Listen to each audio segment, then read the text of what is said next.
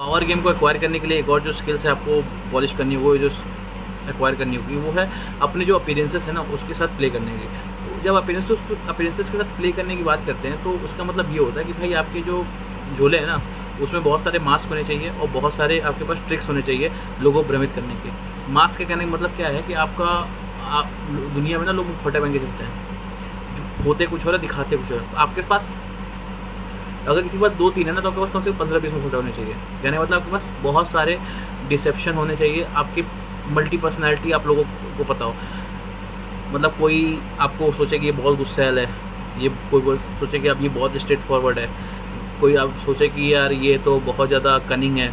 तो जो ये जैसी सिचुएशन आती है वैसे उस तरह से आप अपने आप को ढाल लेते हो, आप अपने इमोशन को अपने फेस पे आने नहीं देते हो। अगर कोई आपको बहुत ज़्यादा फ्रस्ट्रेट करने की कोशिश कर रहा है, आपको बहुत ज़्यादा अब्यूज़ कर रहा है, आप उससे बहुत ज़्यादा गुस्सा हो रहे हो, तब भी आप हंस रहे हो, उसको दिखा रहे हो, पर अंदर अंदर आप क्या कहते हैं अपने अपीयरेंस से खेल रहे हो, उसको ऑफ गार्ड कर रहे हो दिखाने के लिए भाई तुम जो मुझे कह रहे हो उससे मुझे कोई फ़र्क नहीं पड़ता, मैं बहुत खुश हूँ। पर जिस दिन मौका मिलेगा अंदर अंदर आप जानते हो उसको आप निपटा ही दोगे। तो प्लेइंग विद द अपीयरेंसेस यही है कि जो इसका जो बेस है ना वो डिसेप्शन और मैस्करेडिंग है। आपको बिल्कुल भी ये डिसेप्शन और मैस्करेडिंग कभी भी अगली नहीं लगना चाहिए और इविल नहीं लगना चाहिए और इमोरल नहीं लगना चाहिए। अगर आपको पावर गेम में बने रहना है, डोमिनेंट बने रहना है तो ठीक है।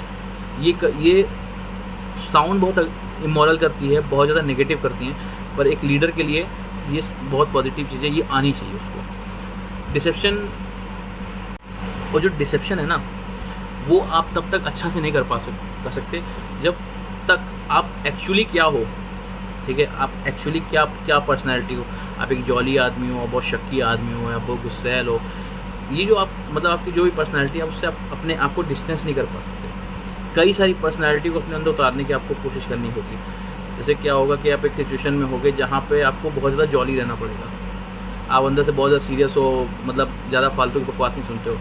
फिर कोई ऐसा सिचुएशन होगा जहाँ पर आपको बहुत ज़्यादा सीरियस रहना होगा और वहाँ बहुत लोग जॉली होंगे, पर अंदर से आप बहुत ये हंसमुख इंसान हो। तो कई सारे अपीयरेंसेस, कई सारे पर्सनैलिटी आपको सिचुएशन के हिसाब से ढालना आना चाहिए, तभी आप किसी को डिसेप्ट कर पाओगे। देखो होता क्या है ना, इससे एक बहुत सी चीज़ ये होती है कि आप कई बार आने वाले खतरे को ना कुछ देर के लिए टाल देते हो। कई बार लोग आपको नुकसान पहुंचाना चाहते हैं। अगर बहुत हंसी वाला इन्वायरमेंट है, 10 लोग बैठे हैं हाँ ही वो कर रहे हैं और उसमें एक दूसरे का मजाक उड़ा रहे हैं, अब वहाँ पर अगर आप सीरियस हो गए, आप एक पावर एग्जर्ट कर रहे हो, पावर गेम खेल रहे हो और उसमें वो देख रहे हैं भाई इसको अगर कुछ बोल रहे हैं तो ये सीरियस हो जा रहा है और ये हो सकता है मुझे नुकसान पहुँचा सकता है। हो सकता है आप बहुत पावरलेस हो, पर आपने जो उस समय अपना अपीयरेंस, आपने डिसेप्शन के थ्रू अपना अपीयरेंस दिखाया, आप एक्चुअली जो हो ये दिखाया, उस एक्चुअली जो नहीं हो वो दिखाया, सॉरी। तो उससे क्या हुआ कि जो अगली बेइज्जती आपकी हो सकती थी, ठीक है, वो कोई करने से पीछे हट रहा है। तो यहाँ पर आप जो है अपना डोमिनेंस इनडायरेक्टली शो कर रहे हो, पैसिवली लोगों के दिमाग में बैठ रहा है, सॉरी सबकॉन्शियसली लोगों के दिमाग में बैठ रहा है, ओके। तो अपीयरेंसेस से जो प्ले करने का तरीका होता है ये बहुत इंपॉर्टेंट स्किल है। एक दिन में नहीं आएगा, 2 दिन में नहीं आएगा, कई समय लगता है, पर धीरे धीरे सिचुएशन को असेस करके कैसे वहाँ पर हम रिएक्ट करें या कैसे वहाँ पर रहें और तो फिर कैसे लोग रिएक्ट करेंगे, ये चीज़ समझ के और इस चीज़ को एग्जीक्यूट करोगे, फिर उसके रिजल्ट देखोगे, तब आप धीरे धीरे करके चीज़ सीखते चले जाओगे। जो अगला स्किल है वो उसके बारे में जब आप सुनोगे तो आप कहोगे कि ये भी स्किल है, पर विश्वास मानिए ये स्किल बहुत इंपॉर्टेंट है। वो स्किल है पेशेंस। पेशेंस जो एक स्किल है, इसको जिसने प्रैक्टिस नहीं किया और एक्वायर नहीं किया वो पावर गेम में कभी जीत नहीं सकता। पेशेंस हमें बहुत बेवकूफ़ी बड़े ब्लंडर करने से बचाता है, ठीक है। जब अगर सारे स्किल आपको जो अपनी लीडरशिप डोमिनेंस को एक्सर्ट करने और एक्सप्रेस करने में तलवार का काम करती हैं, तो पेशेंस ढाल का काम करता है। पेशेंस आपको रोकता है कोई भी बेवकूफ़ी वाले स्टेप्स लेने के लिए। आपको एग्जांपल समझाता हूँ, जब इसको हम एक रिसेंट एग्जांपल समझ सकते हैं। अभी 2 साल के अप्रॉक्स पहले यूक्रेन रशिया का वॉर हुआ, तो यूक्रेन रशिया वॉर में इन सारी पूरी कंट्री आपस में एक तरह से बढ़ गई थी 2 साइड में, कोई रशिया के साथ था, कोई यूक्रेन के साथ था। इंडिया का स्टैंड हमेशा न्यूट्रल था, ना वो किसी के फॉर में था ना किसी के अगेंस्ट में था, ओके। अब इसमें भी इंडिया के ऊपर बड़ा प्रेशर था कि भाई आप किसी का एक का तो साइड लीजिए, आप इतना न्यूट्रल क्यों हैं। दूसरा, आप रशिया के साथ अपना जो ट्रेड है उसको भी नहीं ख़त्म कर रहे, आप फाइनेंस कर रहे। इंडिया क्या था, उसने अपना स्टैंड न्यूट्रल रखा और चुपचाप अपना ट्रेड कर रहा था, ठीक है। जब सर्दियाँ आई, जब वेस्ट ने देखा कि भाई यार बिना ऑयल गैस के तो हमारा काम चलेगा नहीं, और चीप गैस के तो और नहीं चलेगा, हमारी सर्दियाँ काली हो जाएंगी, हमारा तो चूल्हे में हमारा चूल्हा नहीं जलेगा, तो वो इनडायरेक्टली रशिया से गैस और ऑयल परचेस करने लगी, ठीक है, चाइना के थ्रू, इंडिया के थ्रू करने लगी। फिर इंडिया ने अपना जो पेशेंस रखने के बाद अपना जवाब दिया कि देखिए भाई, युद्ध का समर्थन हम कभी नहीं करते थे, मानव मूल्यों, मानव की हत्याओं का समर्थन कभी नहीं करते हैं, और हम चाहते हैं कि दोनों लोग सारी चीज़ रोकें और एक टेबल पे आके बात करके नेगोशिएट, आपस में डिस्कशन करके चीज़ों को रोकने की कोशिश करें, ठीक है। फिर उसने वेस्ट को भी जवाब दिया कि भाई आप हमें ना मॉरल ज्ञान दीजिए कि इंडिया किसके साथ है, वो युद्ध को फाइनेंस कर रहा है कि नहीं कर रहा है, आप लोग भी रशिया से ऑयल और गैस परचेस कर रहे हो क्योंकि आपकी जनता को ज़रूरत है, तो वैसे ही मैं भी परचेस कर रहा हूँ क्योंकि मेरी जनता को ज़रूरत है। भाई मैं आप लोग के अपने पर्सनल पावर गेम के लिए मैं अपनी जनता को भूखे नहीं मारूंगा। तो आपने देखा पेशेंस रखा इंडिया ने, 3-4 महीने 5 महीने का पेशेंस रखा, और पेशेंस रखने के बाद जवाब दिया। देखो पेशेंस रखने से यही होता है कि कोई बहुत बड़ा ब्लंडर अगर आप से होने वाला होता है तो बच जाता है। अब इसी केस में अगर इंडिया ने शुरुआत में जवाब देना चालू कर दिया होता कि नहीं कुछ भी XYZ, तो उसके शायद कुछ दूसरे इम्पैक्ट होता, दूसरा परिणाम होता, शायद इंडिया को लोग समझ जाते कि वो या रशिया के ब्लॉक में या यूक्रेन के ब्लॉक में, इंडिया इस तरह से लोग परसीव करते हैं, ठीक है, उसका इम्पैक्ट ही दूसरा होता। पर इंडिया ने पेशेंस रखा, हर हमेशा जवाब देने की जगह वो रुक के अपना जवाब दे रहा था। देखो पेशेंस की बात यही है, जो घास कटी तो वो उगेगी, सूरज डूबा है तो वो वापस उगेगा, चांद आज आधा दिख रहा है तो किसी दिन पूरा दिखेगा। आपको धैर्य रखना है चीज़ों के लिए, चीज़ें रिपीट करेंगे। मैं आपको एक बहुत छोटी सी बात समझाता हूँ जो मैंने बहुत बचपन से मुझे सिखाई थी मेरे पिताजी ने। देखो 2 तरह की सिचुएशन होते हैं, एक होता है जो हमारे कंट्रोल में होता है, और एक होता है हमारे जो कंट्रोल में नहीं होता है।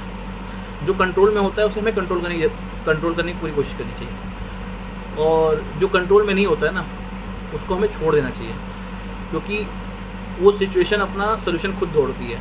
तो ये जो दूसरी वाली सिचुएशन है ना, इसका बेस पेशेंस है। आपको पेशेंस रखना है, पेशेंस रखते रहो। जब सिचुएशन आगे बढ़ती जाती है, जब कहीं ना कहीं कोई लूप होल मिलता है, तब आप एक्ट करो।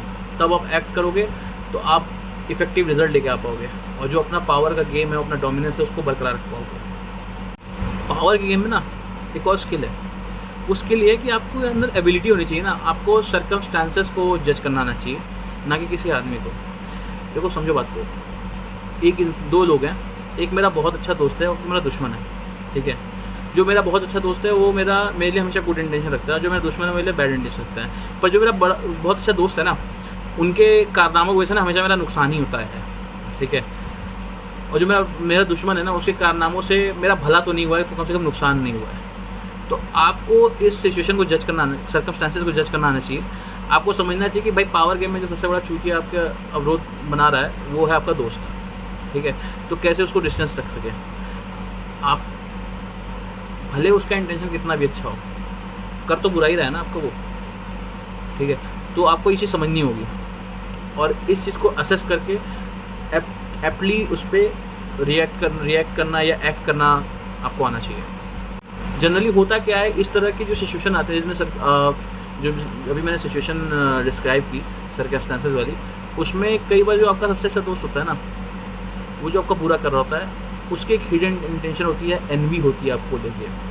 ये एक फिनोमेना है, एनवी होती है लोगों के अंदर, किसी के अंदर कम होती है, किसी की ज़्यादा होती है, और ज़्यादातर अपनों के अंदर ही एनवी होती है आपके लिए।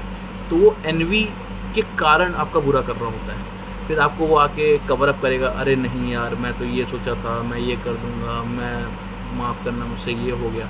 अगर कोई रिपीटेडली अगर ये कह रहा है तो भाई उसकी बातें सुन लो, और अंदर अंदर हंस लो थोड़ा सा कि देखो ये कितना बड़ा बेवकूफ़ बना रहा है आपका, ठीक है, ये कितना पागल बना रहा है आपका, ठीक है, और ये जो नुकसान कर रहा है रिपीटेडली, जिसे मुझे समझ में नहीं आ रहा है कि ये करना क्या चाह रहा है, ठीक है।